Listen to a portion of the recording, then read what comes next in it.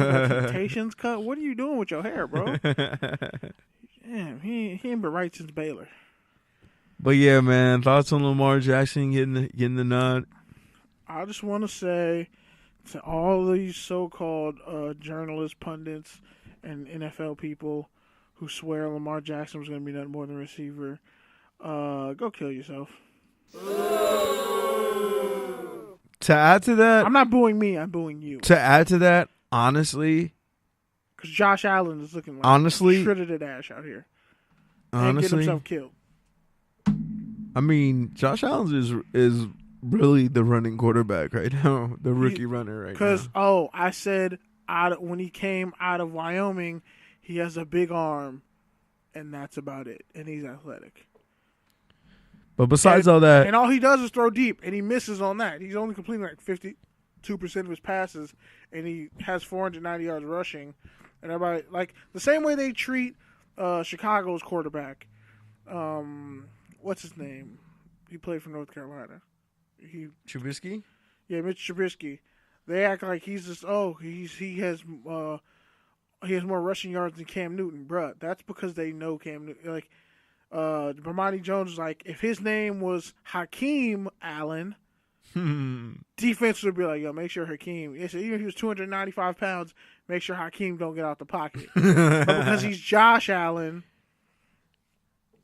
it's just like, oh, he's fantastic with his ability to improv.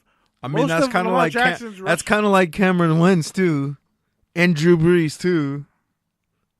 No, he's not the only one. Even Ben Roethlisberger and Phillip Rivers have benefited from that too. People forget how athletic Drew Brees really is, though. Like, you forget. You think he can't run and pick up yards. Which, honestly, I wrote about this to go on a tangent. His Purdue days. I wrote about this in the column, but honestly, the Raiders should have been grooming Derek Carr to be more like Drew Brees or Russell Wilson. No, that's where they fucked up, is they tried to make him into Aaron Rodgers when he doesn't have the arm talent of Aaron Rodgers. He has the arm talent. He doesn't have the brains. Nah, he does not have the arm talent of Aaron Rodgers. He does not have the same type of accuracy. But, okay, back to Lamar Jackson. This is the only thing I want to say on it. On some G shit, if the Baltimore Ravens are really committed to Lamar Jackson, they won't suit up Joe Flacco for the rest of the season. They'll either put him on IR or just give him a clipboard. That kind of like what the Redskins did to RG3 when they moved on from him. Like, I want to say the 49ers did that to Alex Smith too, even when he was healthy, when they kind of moved on to Kaepernick. But we've kind of seen that in the past where it's like the changing of the guard. I think out of respect to Flacco bringing you guys the Super Bowl, just saying, hey, you're not the guy anymore. It's fine. Whatever. It is what it is. He's a professional. He should be able to handle that. I'm sure, bro, as we've talked about on this podcast many times, backup QB is a sham. And I'm sure there's a Miami Dolphins or even an Oakland Raiders who will give Joe Flacco a tryout. So I'm not really worried about Joe Flacco getting on somewhere next year. He'll probably get on to Minnesota. I'm just saying, yeah. I'm just saying for this year, for Lamar Jackson's development, I think it's best to not have even an option of going to Joe Flacco because, number one, if Lamar Jackson struggles, I don't want to hear fans cheering on Flacco. I don't want to see Jackson get the pull. And honestly, they're so opposite that you essentially have to change your offense between the two. And so really you might actually be better off having RG3 as your actual backup because there's less transition between those two. They're averaging like 200 rushing yards a game and most of Lamar Jackson's runs are design runs. So if he was really improvising. And they actually lost on the last play to the Chiefs this past week. He actually was passing from the pocket, and people don't give him credit, and I think it's bogus because he has the arm, he has the athleticism, and he'll get better if you actually, are willing to work with him. Because if his name wasn't Lamar and it was Larry,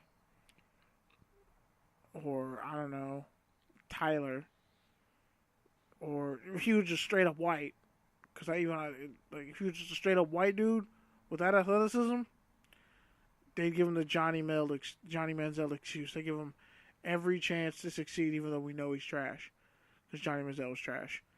Everybody's like, oh, he's so athletic. He ran a 4.68. Derek Carr ran like a similar 40. And no one was saying, oh my God, Derek Carr is stupid athletic. It's like, no, 4.68 really isn't that fast. If we're going to be honest, when you're out running defensive ends who run 4.5s. Sorry. And linebackers who might run 4.4s. And corners who run 4.3s.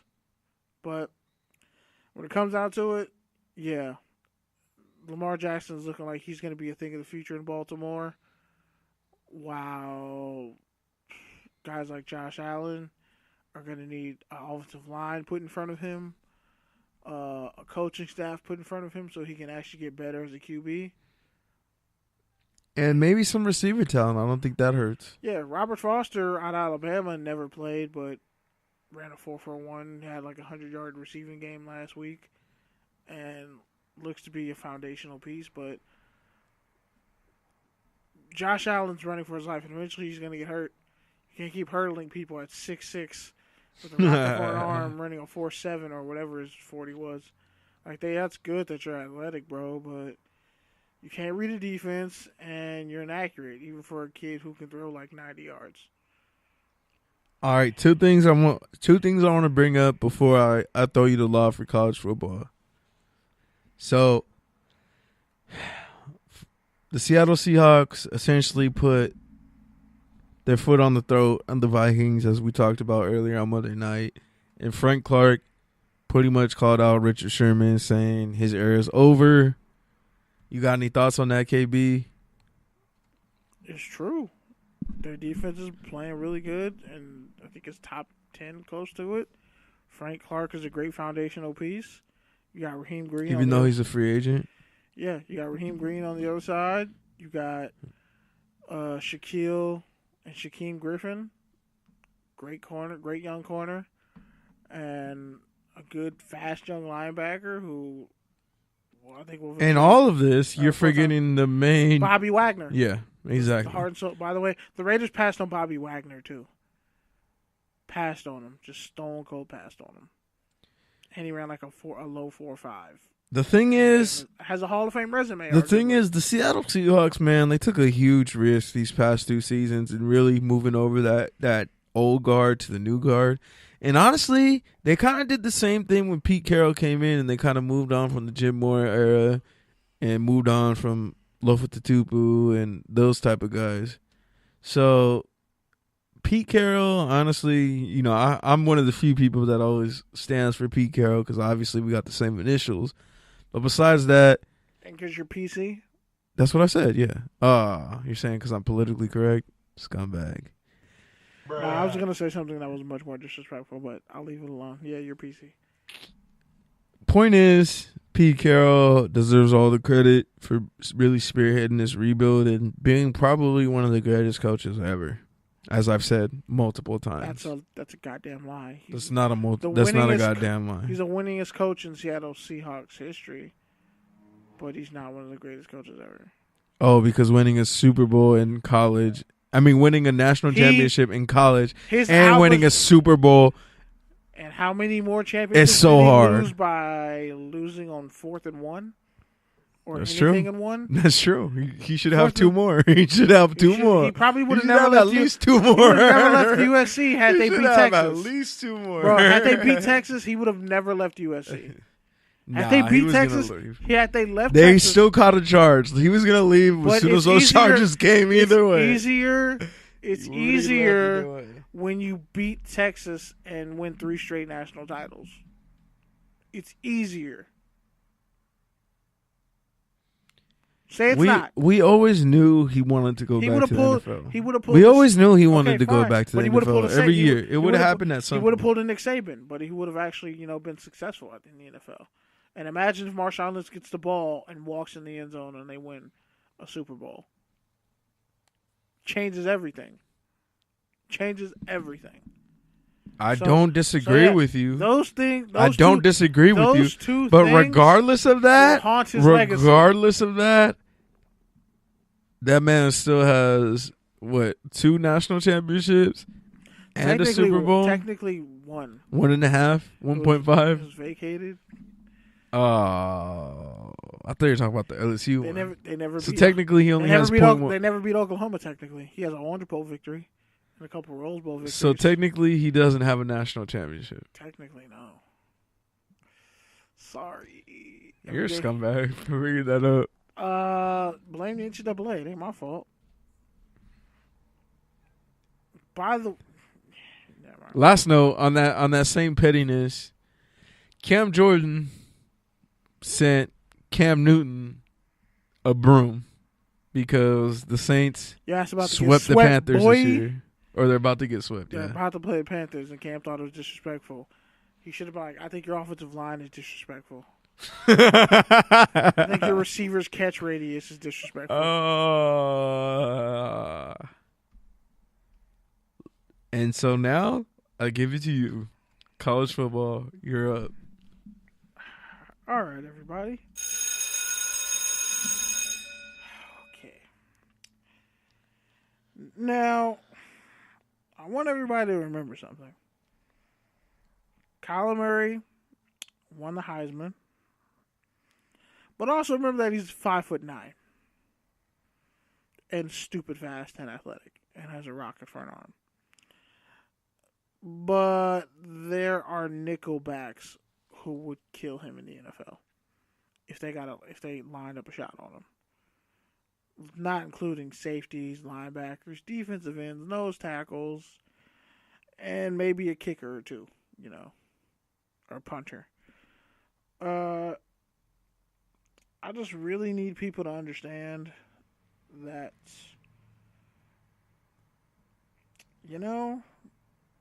the Oklahoma sent out an advisory for him, just, pretty much to see, what would his draft grade be. And it doesn't really matter, because I guess he kind of wants to do both. Don't do both. Go to Major League Baseball, get your millions. You're the 9th overall pick for the Athletics. Worst case scenario, they're going to trade your ass because the Athletics are cheap and they're not going to pay their best players. Boom, you end up on the Yankees. Next thing you know, boom, fucking fat contract and a World Series victory. Or you're in Boston. Or the Dodgers. I'm just saying there's so much more money and options to be had playing baseball than risking your livelihood at 5'9", 90 pounds, maybe 200 pounds, and getting crushed in the NFL. It's just dumb. Sorry, he's not Michael Vick. At least Michael Vick was 6 feet and could take a beating, kind of. This cat is 5'9", maybe even 5'8". Not a good idea for him to go to the NFL. Just not. You won your Heisman. You're a freak athlete that the world is yet to ever see. And yeah, realistically, they'll probably try to make him a receiver because he can't play running back. Shout out to Tahir Cohen making Dante Fowler a bitch. Shout out to 5'6" running backs who are super buff and stocky and will lay out one of your pass rushers. MJD versus Sean Merriman. But yeah, anyway. So a bunch of players are missing bowl games. And which has become the new trend. That's the new trend. That's the new wave. We called this on this broadcast about a couple years ago. And low-key, we called it all the way back at the Sundial. I was like, yo, with Todd Gurley sitting out, being this big, choosing not to come back, eventually athletes are going to be like, why am I playing in this bowl game? I'm not making any money. I get no money from this. I'm just going to get hurt, and then it's done. So, Will Grier, former Florida QB, has a daughter. Just want to point that out. He has a daughter. Record-setting West Virginia quarterback, 2 outstanding years in Morgantown, decided to skip his bowl game against Syracuse. By the way, shout out to Dino Babers. That man's wave game and his hairline are impeccable. Shout out to black head coaches with impeccable hairlines and waves. And a man his age. Shout out to him. And shout out to him for breathing life back into the Syracuse football.